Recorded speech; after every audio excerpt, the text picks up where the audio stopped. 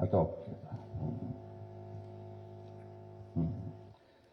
स्वतंत्रता संग्राम में जनजातीय नायकों का योगदान, ऐसे बहुत ही महत्वपूर्ण विषय पर आज के इस कार्यक्रम में हमारे बीच में कार्यक्रम के मुख्य वक्ता के नाते जिन्होंने आपका और हम सबका मार्गदर्शन किया, आदरणीय शरद चौहान जी,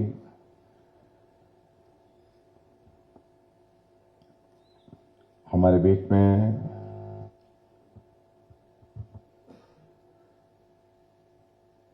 कुलपति हिमाचल प्रदेश विश्वविद्यालय प्रोफेसर सत्यप्रकाश बंसल जी, जिनका भी हमने संबोधन सुना, एनसीएसटी के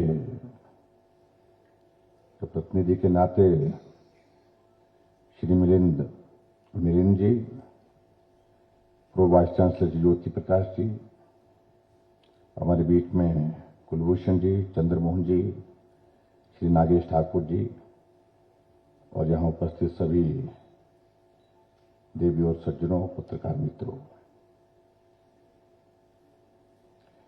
सबसे पहले तो मैं इस कार्यक्रम के आयोजन के लिए बधाई देना चाहूंगा। एक ऐसा विषय जिस विषय पर हम बहुत कम सोचते हैं, बहुत कम बोलते हैं। देश की स्वतंत्रता के लिए हजारों लोगों ने अपने जीवन की कुर्बानी दी,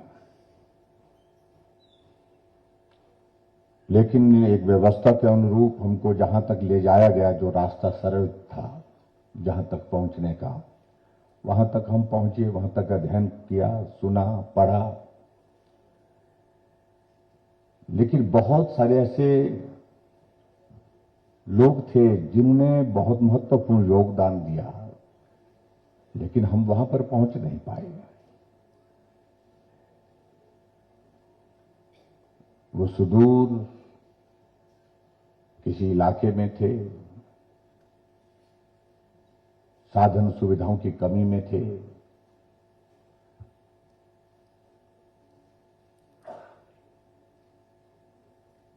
लेकिन उसके बावजूद स्वतंत्रता के आंदोलन के लिए हमारा भी योगदान हो, चाहे वो थोड़ा हो, जिस भी रूप में हो, जितना भी हो, उस योगदान देने के लिए वो आगे वो अपने अपने उस इलाके में, क्षेत्र में काम करते रहे।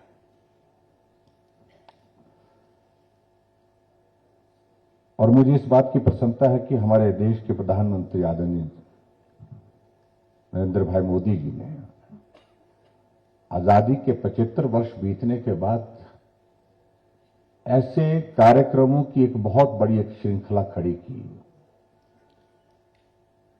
जिन कार्यक्रमों के माध्यम से हम ऐसे लोगों को याद कर सके, उन लोगों को स्मरण कर सके, उनके इतिहास को हम जान सके, जिनके बारे में हमको बहुत कम जानकारी है, या जानकारी है तो बहुत अधूरी है। जानकारी महत्वपूर्ण है, लेकिन उसको उस तरह का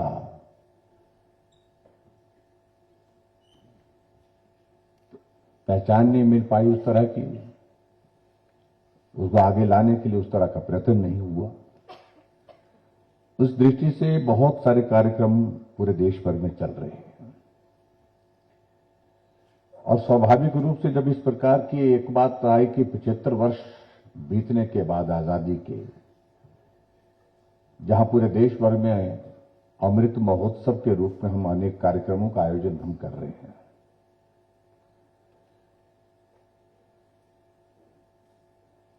और उन कार्यक्रमों के माध्यम से प्रयत्न यही है कि भारत का गौरवमय इतिहास, चाहे वो स्वतंत्रता से पहले का है, चाहे वो स्वतंत्रता के पश्चात की इस यात्रा का है, उसको नई जनरेशन के सामने, नई पीढ़ी के समक्ष उसको ठीक प्रकार से प्रस्तुत करना चाहिए, ताकि नई पीढ़ी उन पुराने लोगों को, उन लोगों के योगदान को जो है उनको स्मरण कर सके, उसको याद कर सके। क्योंकि बहुत सारे लोग हम यहां पर जो आज के इस कार्यक्रम में भी यहां पर जो बैठे हैं वो लोग हैं जो आजाद भारत में पैदा हुए। हमने वो दौर देखा नहीं है, हमने पढ़ा है, हमने सुना है, हमने अध्ययन किया, इतना ही है, लेकिन देखा नहीं है। और हमारे बीच में आज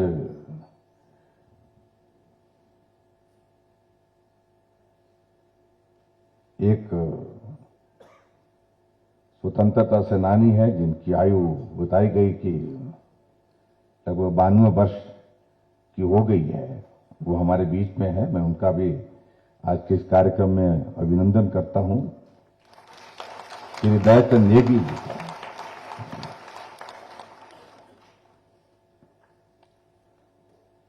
तो इसलिए ये इस तरह का ये जो प्रयत्न है, ये प्रयास है, ये बहुत अद्भुत है।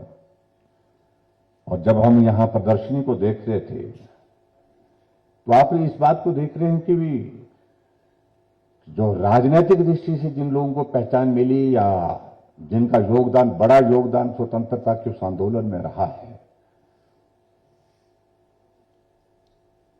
उन लोगों के चित्र इसमें कम दिखे। लेकिन ऐसे लोगों का चित्रण यहां पर आज की इस प्रदर्शनी में देखने को मिला है जिनको बहुत कम लोग जानते हैं, लेकिन बहुत कम लोग जानने के बावजूद भी उनका योगदान बहुत महत्वपूर्ण रहा है।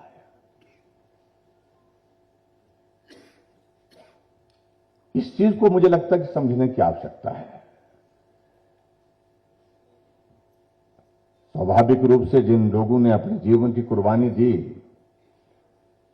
और देश की आजादी के लिए उनका योगदान सबका महत्वपूर्ण है, लेकिन ऐसे लोग जिन्होंने समाज में जागृति पैदा की, जिन्होंने जो है समाज के बीच में एक वातावरण खड़ा किया, स्वतंत्रता हमारा अधिकार है, चाहे वो पढ़े लिखे नहीं थे। ट्राइबल के इलाके में उस वक्त का दौर ऐसा था, उस वक्त का जहां शिक्षा का अभाव था, साधनों का अभाव था, सुविधाओं का अभाव था,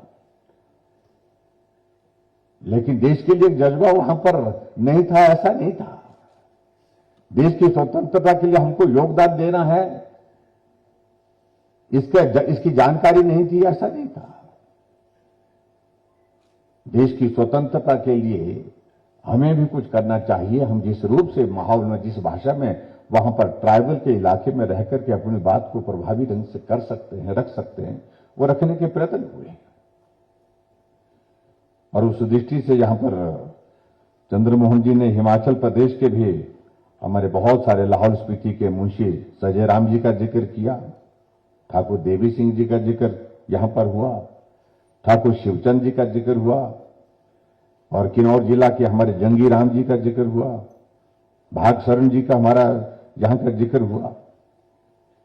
यानी कि ट्राइबल का इलाका, लेकिन ट्राइबल के इलाके में भी बहुत बड़ा उनका उस दृष्टि से एक जन जागरण की दृष्टि से लोगों को आगे प्रेरित करने की दृष्टि से योगदान रहा। आज हमारे लिए सौभाग्य की बात है कि देश प्रगति करते हुए हर क्षेत्र में आगे बढ़ा है।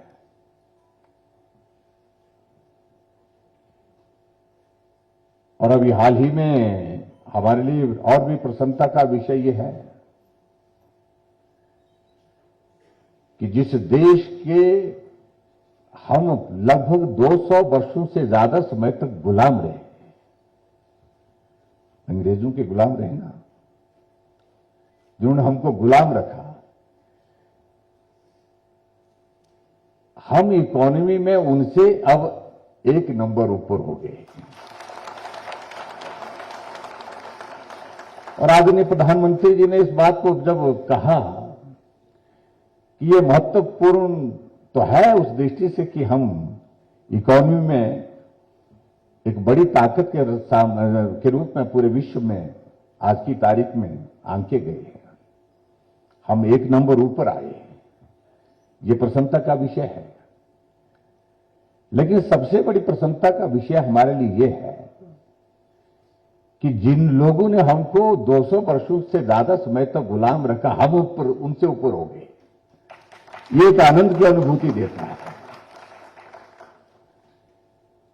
तो स्वाभाविक रूप से अगर इस सारे इसमें अगर हम कहें तो उसमें भारत के हर व्यक्ति का कंट्रीब्यूशन है। एक मजदूर का योगदान है, मजदूरी करते भी उसने देश को आगे बढ़ाने में अपना योगदान दिया है। एक डॉक्टर का अपना योगदान है, एक इंजीनियर का अपना योगदान है, एक साइंटिस्ट का अपना योगदान है, एक किसान का अपना योगदान है और एक बागवान का अपना योगदान है।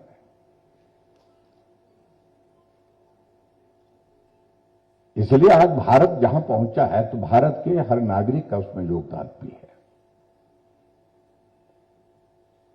और हमारे लिए इस बात को लेकर के प्रसन्नता का विषय है कि ये संयोग है जहां देश की आजादी के 75 वर्ष पूरे हुए हैं और अमृत महोत्सव पूरे देश भर में मना रहे हैं। और अमृत महोत्सव का ये कार्यक्रम पूरा दुनिया देख रही है कि ये क्या है। 75 वर्ष आजादी के कई लोगों को बड़ा सहज लगता है। इसको सहजता से उस तरह से लेने का विषय नहीं है।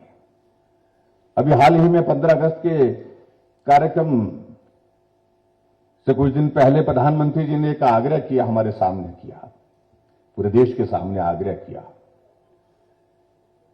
कि इस अमृत महोत्सव के इस कार्यक्रम में एक चीज हमको और जोड़नी चाहिए, और वो ये जोड़नी चाहिए कि इस देश की आजादी के लिए बहुत सारे लोगों ने अपने जीवन की कुर्बानी दी है।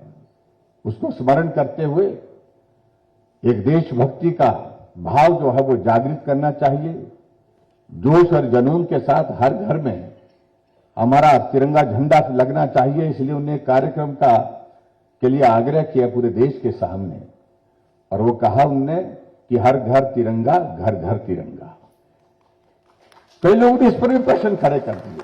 तो हमारी एक लोकतांत्रिक व्यवस्था है, लोकतांत्रिक व्यवस्था में प्रश्न खड़ा करना तो सरल होता है, हर कोई आदमी करता है। इससे क्या होगा? होने से क्या है? ये सोच मुझे लगता है कि बहुत दुर्भाग्यपूर्ण है। जिस तिरंगे के लिए आज हमारा जवान अपने जीवन की कुर्बानी देने के लिए तैयार होता है, जिस तिरंगे की रक्षा के लिए भारत का हर एक नागरिक जो है वो देशभक्ति के भाव के साथ अपनी भावनाएं व्यक्त करता है, और अपने घर में तिरंगा लगाने के लिए हर घर तिरंगा, घर घर तिरंगा का अगर इस प्रकार का आयोजन करने के लिए प्रधानमंत्री जी ने आग्रह किया तो उसको प्रश्न खड़ा करना चाहिए क्या? सीधा भाव उसमें एक ही है कि आजाद भारत में हम लोगों ने जन्म लिया, बहुत सारी आज की इस पीढ़ी ने, लेकिन हमको ऐसे में जब हम स्वतंत्रता के उस दौर को देखें जो संघर्षमय था, जब इस सारी चीज के लिए संघर्ष हो रहा था, उनके योगदान को तो कम से कम एक दिन के लिए हम स्मरण कर सके। देशभक्ति का भाव जो है हम अपने परिवार के बीच में उस तरह से खड़ा कर सके, और आने वाली पीढ़ी सारी चीज को समझ सके कि देश आजाद संघर्ष के बाद हुआ है, हमें आजाद भारत नहीं मिला है। इसके लिए लाखों लोगों ने जीवन की कुर्बानी दी है, और आजाद भारत होने के पश्चात हम इस भारत में, इस यात्रा में, विकास यात्रा में आज एक अलग पहचान के साथ पूरे विश्व के मानचित्र पर खड़े हैं। उसके लिए हमारे करोड़ों लोग जो भारत के रहने वाले हैं, उनका सबका उसमें योगदान है। उस सारी चीज को अध्ययन करना, उस सारी चीज को समझना, ये हमारी जनरेशन के लिए बहुत आवश्यक है। नहीं तो ये बहुत खतरनाक चीज होती जा रही है। हम भागते भागते भागे जा रहे हैं, दौड़ते दौड़ते दौड़े जा रहे हैं,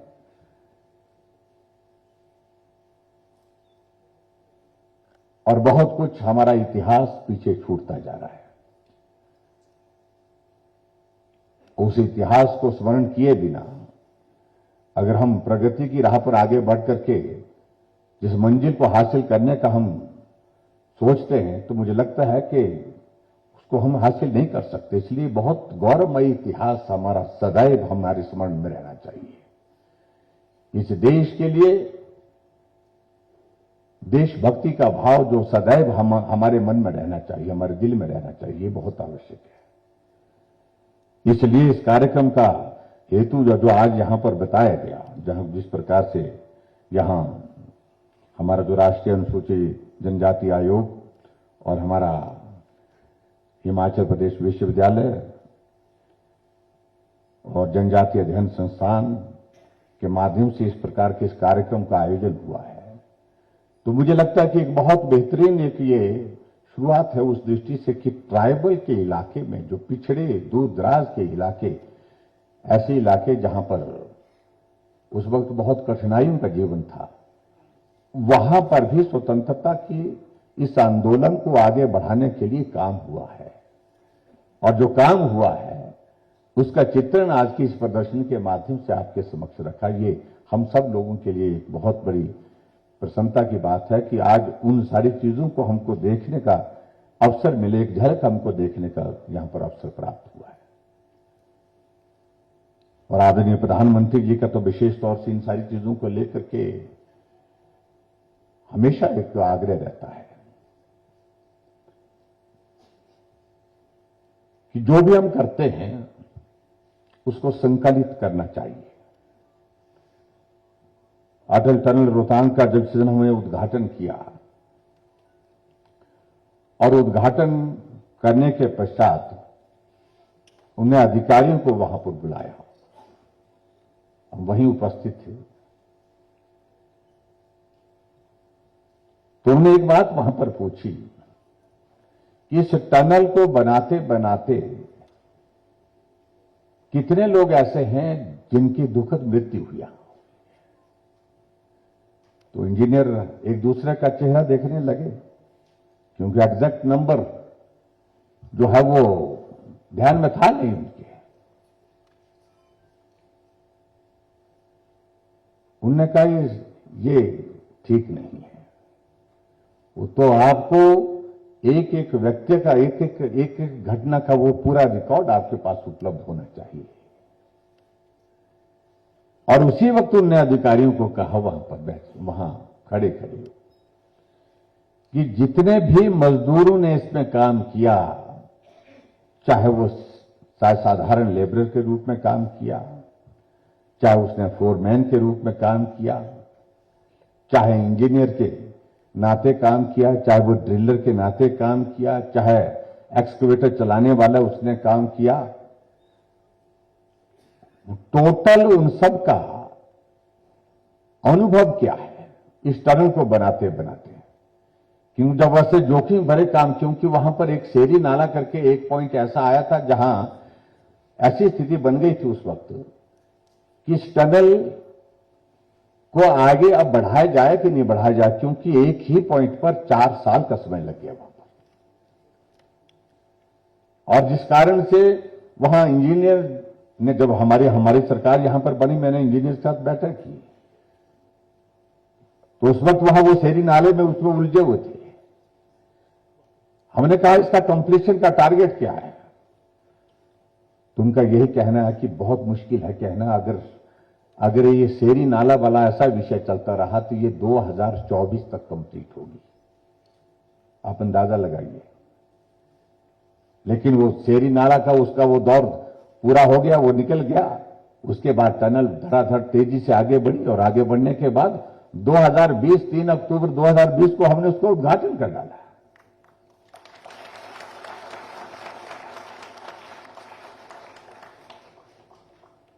तो इसलिए खास तौर से, क्योंकि उस वक्त ये समय नहीं था जो पुराने समय की जब स्वतंत्रता, उस वक्त साधन नहीं थे, सुविधा नहीं थी, इस तरह की व्यवस्था नहीं थी। लेकिन बड़े मुश्किल से उसके बावजूद भी मैं बधाई देना चाहूंगा कि संकलन करके उन महापुरुषों का जो है इतिहास जो है लिखा गया, उनका इतिहास कहीं से निकाला गया, जितना कर जिस रूप में निकाला गया उस प्रदर्शन के माध्यम से आपके समक्ष रखा है। और मैं उम्मीद करता हूं कि इस इतिहास से हमको बहुत कुछ सीखने को भी मिलेगा। आज हमारे लिए प्रसन्नता का विषय है कि भारत दुनिया का सबसे बड़ा लोकतंत्र है और सबसे बड़े लोकतंत्र में देश के राष्ट्रपति के नाते ट्राइबल है, ट्राइबल में भी महिला है, ये हमारे लिए गर्व की बात है। द्रौपदी मुर्मू जी आज देश की राष्ट्रपति है और राष्ट्रपति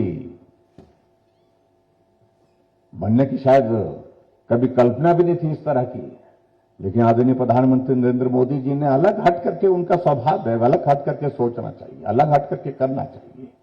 इस तरह से उन्होंने इस भाव को जो है वो लोगों के सामने प्रस्तुत किया और हमारे लिए आज प्रसन्नता की बात है कि ट्राइबल, जैसे यहां पर कह भी रहे थे हमारे साथी यहां पर कह रहे थे, मिलिंद जी कह रहे थे, हिमाचल में भी ट्राइबल का एरिया भी है, ट्राइबल की हमारा जो है वो जो शेड्यूल कास्ट ट्राइब के हमारी जाति भी है, जाति क्षेत्र जो है, लेकिन ऐसा ज्यादा नहीं है। ऐसा लगता है कि अब हमारे यहाँ ट्राइबल और इसमें बड़ा अंतर नहीं है। ट्राइबल के लोग बहुत आगे निकल गए हैं, यहाँ पर बहुत अच्छी एजुकेशन है, वहां पर साधन सुविधा वहां पर बहुत अच्छे हैं, लेकिन फिर भी उसके बावजूद दूर दराज के इलाके में अभी तक जो है वो जितनी सुविधाएं होनी चाहिए थी उस बात को लेकर के अभी तक वे थोड़ी कठिनाइयां हैं।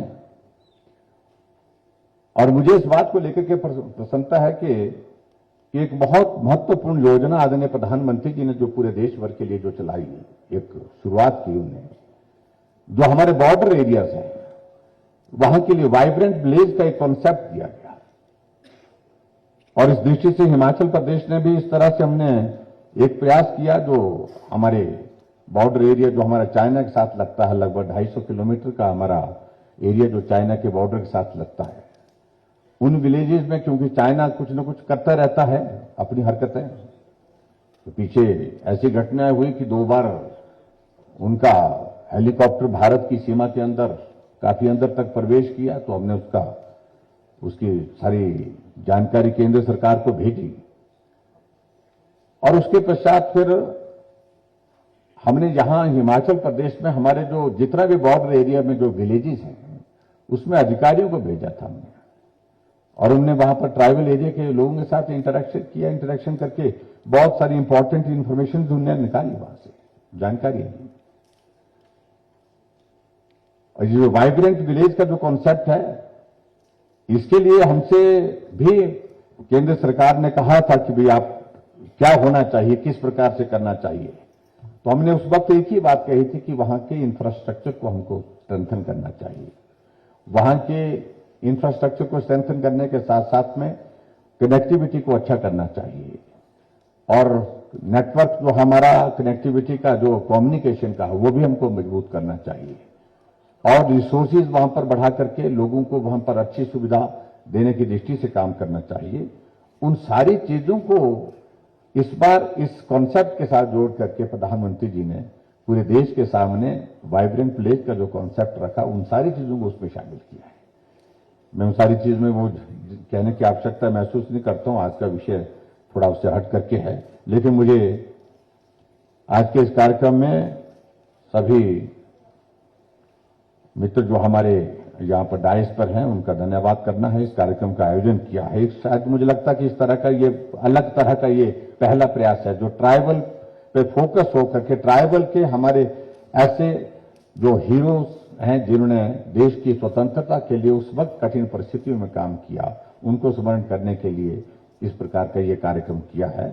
और इसमें बात ठीक है कि और भी ज्यादा अध्ययन करना चाहिए, और भी ज्यादा शोध करना चाहिए। हिमाचल प्रदेश में भी इसमें मेरा, क्योंकि आप सभी यहाँ पर यूनिवर्सिटी के हमारे नौजवान हमारे साथी यहाँ पर बैठे हैं, इस पर अध्ययन करें, और अध्ययन करने के बाद उसका संकलन करके कि देश की आजादी में हिमाचल प्रदेश के ट्राइबल के लोगों का भी जो कॉन्ट्रीब्यूशन रहा है, योगदान रहा है, योगदान छोटा रहा है, बड़ा रहा है, उसको संकलित करके हमको जो है वो रिकॉर्ड पे लाना चाहिए, ऐसा मेरा आग्रह भी है। और बाकी सारी चीजों को लेकर के यहाँ हमारा मिलना जुलना होता रहता है।